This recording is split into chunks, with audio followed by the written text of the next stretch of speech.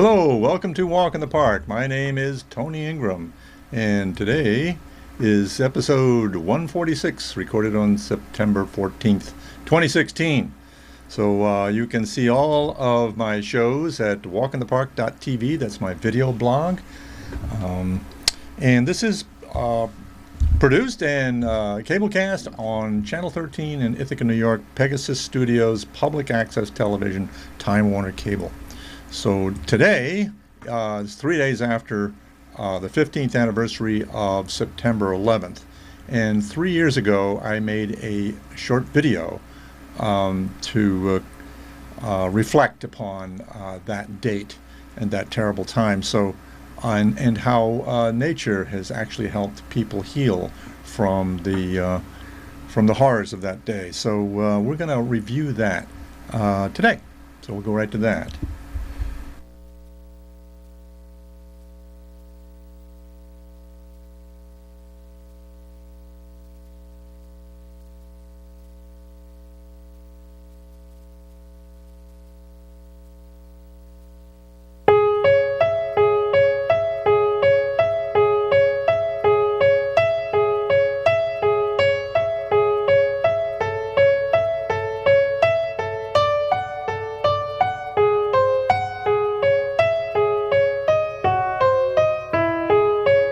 In the agonizing days and weeks that followed September 11th, 2001, thousands of people showed up at parks in upstate New York, escaping the trauma of that horrible day, looking to soothe their souls in the arms of Mother Nature.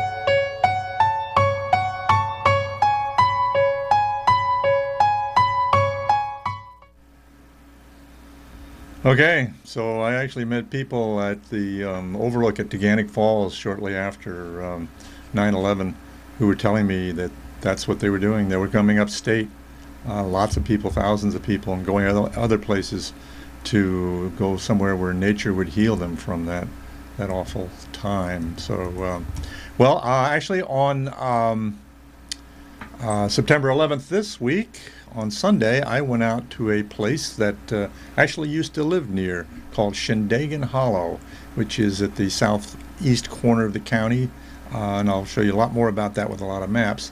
And more than 40 years ago, I used to live down there, and it's a state forest, over 5,000 acres. We'll talk a little bit more about it, the details in a moment. But here is, you can see where Ithaca is, and it's right down in the town of Caroline. We'll zoom down on the ground there, and there's a road that goes through it. You can see in the lower left, and there's a couple of valleys that come together. And in fact, the forest it's run by the Department of Environmental Conservation. They have a web page that you can go to and get a lot of information about it. And you see on the right they have a map of the location of the forest. And I'm going to read you a little bit from the web page, some of the information about Shindagin Hollow. Shindagin Hollow State Forest covers 5,266 acres. Its large size and good access from public roads make this a great forest to enjoy activities such as mountain biking, hunting, hiking, snowmobiling, bird watching, nature viewing, and primitive camping. So that's kind of cool. So there's a lot you can do out there. This is actually about 5 times as big as any of the state parks around here. 5,266 acres. So we have a number of state parks in the area. I mean, state forests. that form sort of a chain around the area. In fact, it's part of what's called the Emerald Necklace, which the Finger Lakes Land Trust is trying to establish a connection of wild lands in cooperation with the Department of Environmental Conservation that will string around from the east and to the west below Cayuga Lake. So let's take a look at another map here. Well, first I go back to this. You can see the forest is right on the edge of the county, and it actually, part of it, about half of it is in Tompkins County, and half of it is in Tioga County. So here's a map showing the area and some of the trails and so forth, which we will get into shortly. But we're going to come down from the north. I drove down on what eventually became Shindagin Hollow Road, which I used to live along, just outside the forest. This was in the early 1970s. So Shindagin Hollow Road, not very many people go down there, and it turns into a dirt road once you get to the state forest, and it's not maintained in the winter. In fact, I used to cross-country ski there quite a lot when I lived down there. And you see these signs on trees on the edge of the road that indicate you are in the state forest, the state land signs. So it goes through the road actually goes through the ravine on the left there, and it's a narrow gorge in places, relatively narrow.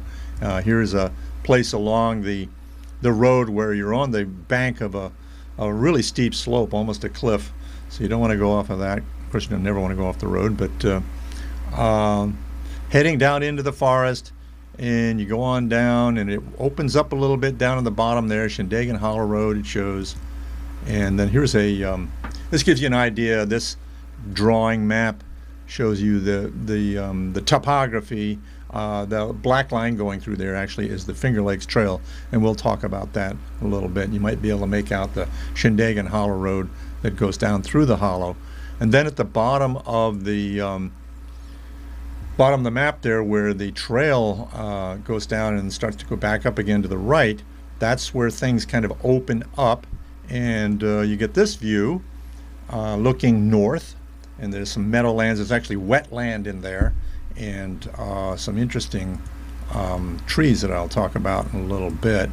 But let's zoom back up to this view and this map showing topography, and the marker there shows where we are at Shindagin Hollow, right down in that junction of the stream valleys. And then if you look, let's see, okay, we're looking at that. Look where the streams all go south here. They head south. So look at this next picture, and you see the word divide up the upper center there. That is a divide that divides streams that flow south from below that word generally, and streams that flow north. And the streams that flow north, in this case, now you can see the label for where Shindagin Hollow is, hopefully on the right bottom of your screen.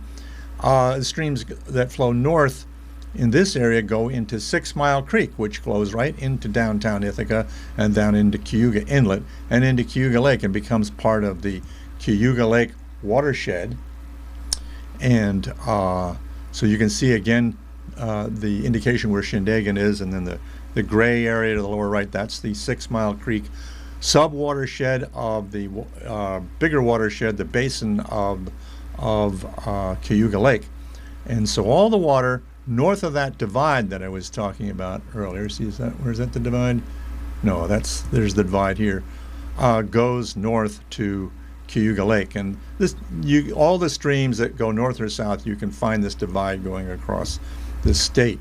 So so there we are, and that's, of course, Cayuga Lake is part of a larger watershed or basin of the Seneca River and the Oswego River. So most of the Finger Lakes water goes into these rivers, and it flows up to north of Syracuse and out through the Oswego River into Lake Ontario, and then eventually into the St. Lawrence River. So it goes very different direction than the water that goes south from Shindagin Hollow and the other valleys around there that flow south. And they flow into the upper reaches of the Susquehanna River watershed. So this shows the watershed of the Susquehanna branches that are in New York State.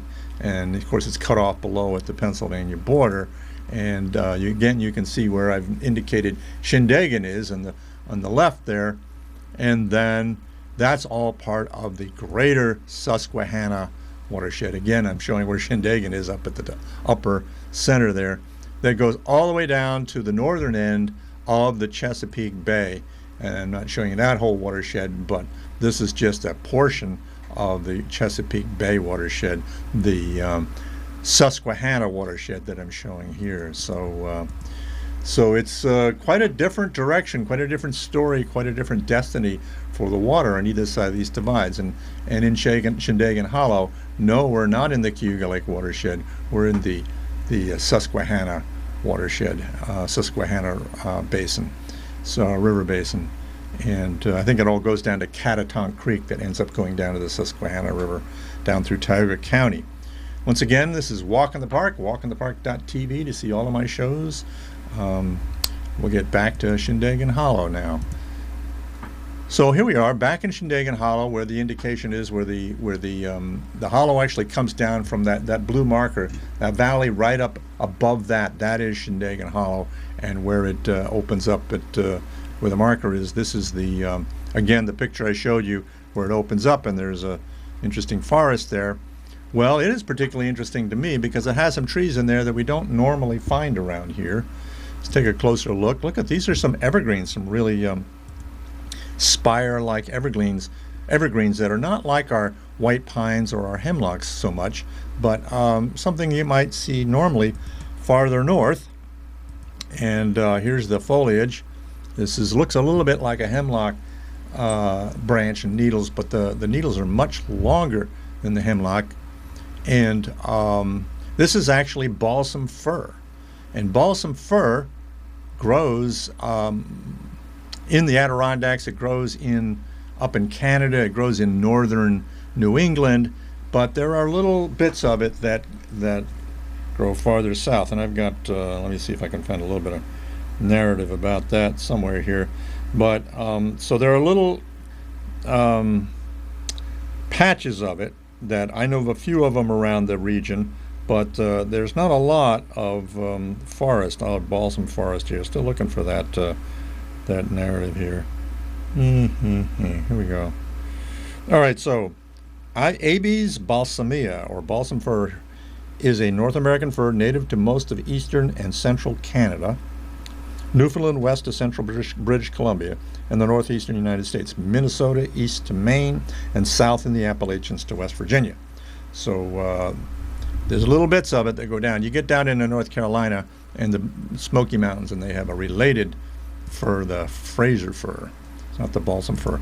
You turn the needles over. It's a little bit of a fuzzy picture. You turn the needles over, and you can see there's it's light colored underneath. There's actually two little light green, almost whitish lines on either side of the midrib of the needle. Very similar to hemlock, but the needles are quite a bit longer, maybe twice as long as hemlock needles.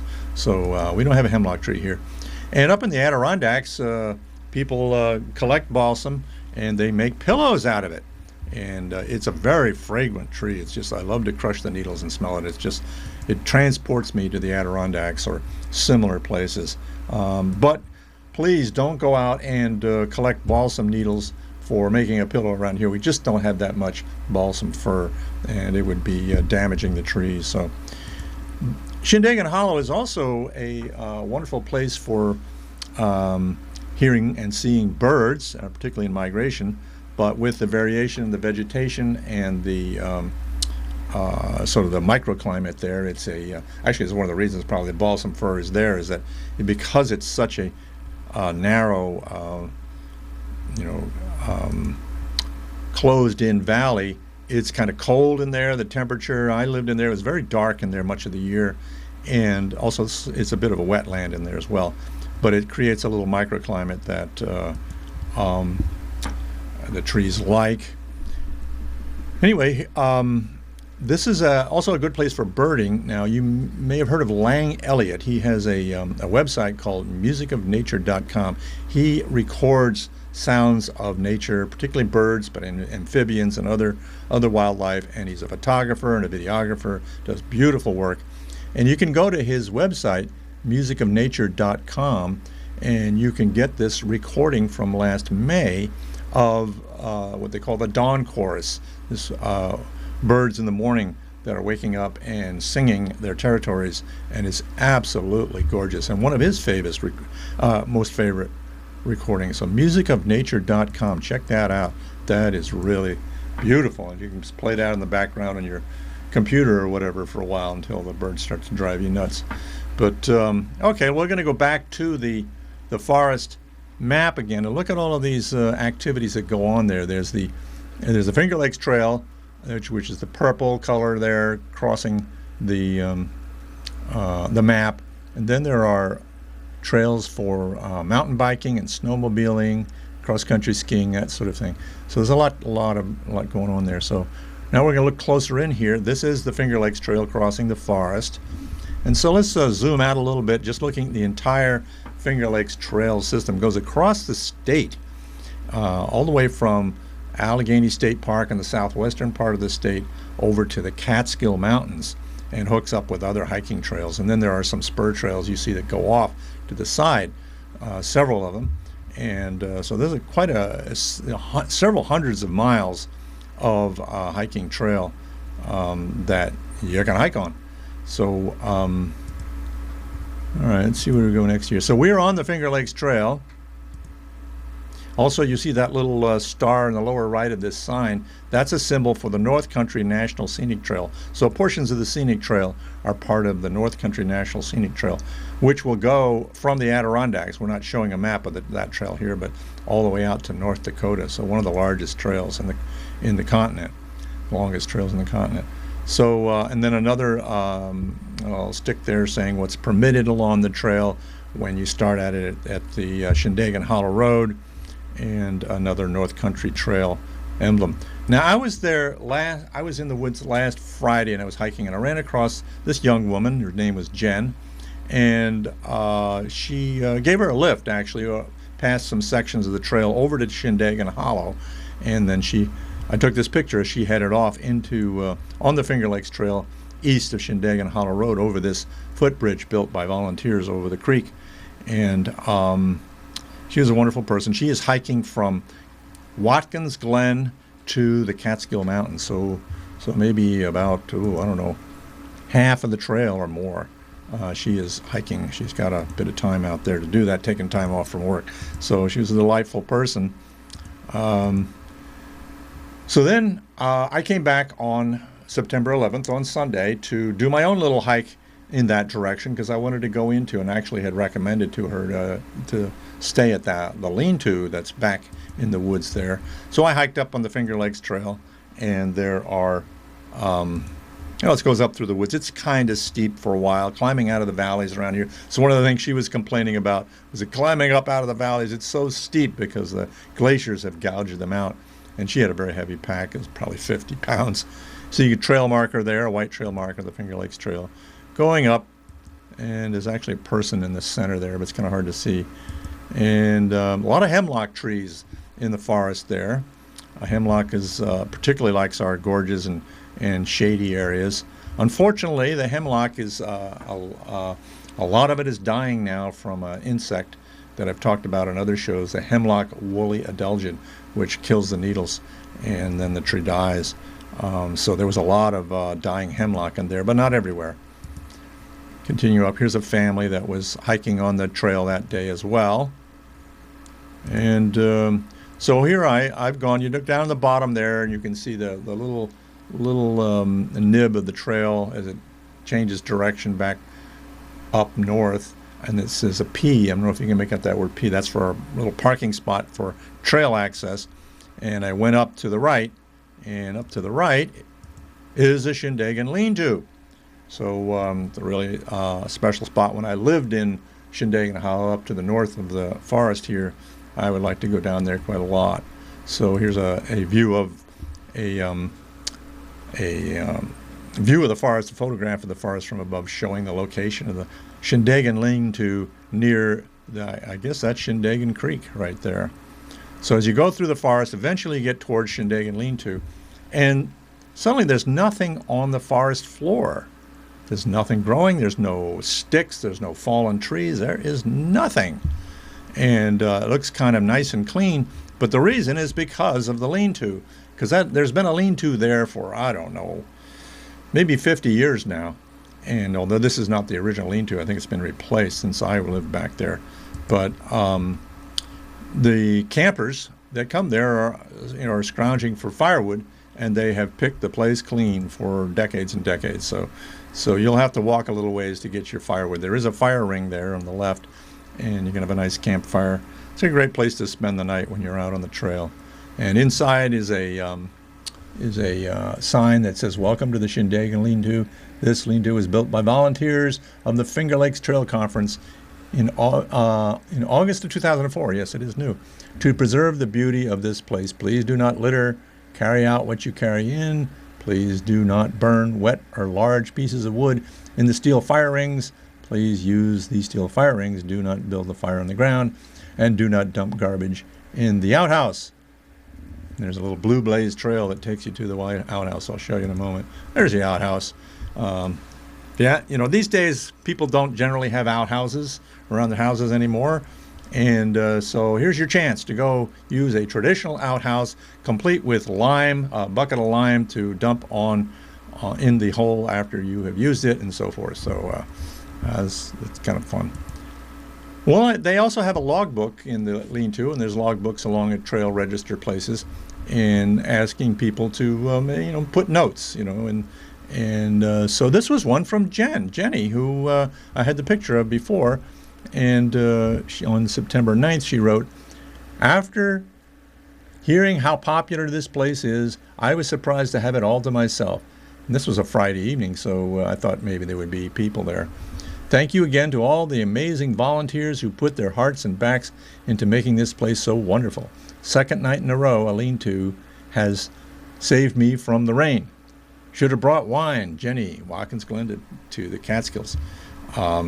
So the lean-to was built by volunteers, probably Cayuga Trails Club, which is a member club of the Finger Lakes Trail Conference. So you can go online and look up the Cayuga Trails Club and the Finger Lakes Trail Conference if you want to find out more about what they're doing and get involved. So down below, just remember, this is on the edge of a ravine here. So this is on the edge of a kind of a gorge, not too dramatic, but. So down in there, I went, go down below the lean-to, and here's the creek, Shindagin Creek, I presume. Not much water in it. It was flowing, but it is very low, of course, because, of course, we are experiencing a drought around here. And looking again, this is looking downstream. That was looking upstream. Now, can you see the trail shelter? Here it is. Up there on the left. So it's a nice location propped up on, there it is. I zoom in a little bit, showing you the trail shelter. So that's a beautiful spot. So for the trail shelter. So great place. So we're going to go back out now and go back down to the bridge, back to where I was parked and where I had left off Jenny. And if you look over the edge of the bridge at the creek there, that Shindagin. See, Shindagin Creek comes down on the upper right there and joins that other creek. I'm not even sure what that's called. And you look there, and there's no water. Now, there was water in Shindagin Creek. Not a lot, but there was. So what happened to the water? Well, of course, it's been extremely dry. So I think the water is probably below the gravel. It might even be flowing very slowly through the gravel. Or maybe the water table here is lower than the creek at this point because of the severe drought that we've had in the area. So I'm going to see if I can find the narrative about that drought that just recently was updated. The area of New York State considered an extreme drought, which is the red, has doubled from last week. Now, this was written, I think, on the 8th, just last week.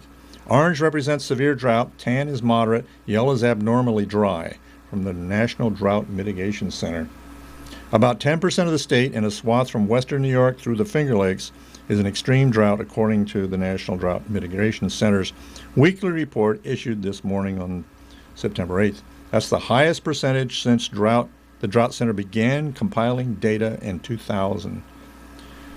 Last week, 5% of the state was in extreme drought. And extreme drought, the center said, means that there has been major crop pasture losses and widespread water shortages or restrictions.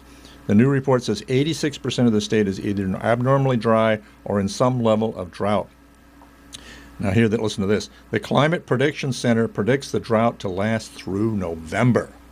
So there's 15 counties have been listed in primary natural disaster area by the U.S. Department of Agriculture because of the drought, and makes farms eligible for assistance from the federal government. So that's pretty awful. Here's Buttermilk Falls. Oh, actually, this is a creek called This is a falls called Triple Cascade in Buttermilk Glen, and this is what it looked like.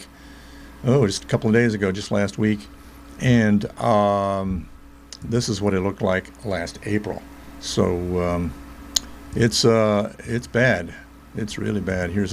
This was just maybe yesterday, or the day before in Buttermilk Glen. Hardly any water in the creek. You do get some nice reflections on the pools. The pools are still there. People are still jumping in them. It's not permitted, but people do it. And there's still some wildflowers out. And here we are over at Treman, and the Treman Gorge is not flowing much there. I'm going to run you a little video, I think, though. Don't have much time left. Let's see.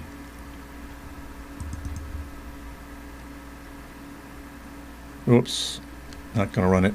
Actually, I don't have time to run this little video. It's only 20 seconds, but I'm not going to be able to do that. So anyway, this is sort of a parting shot.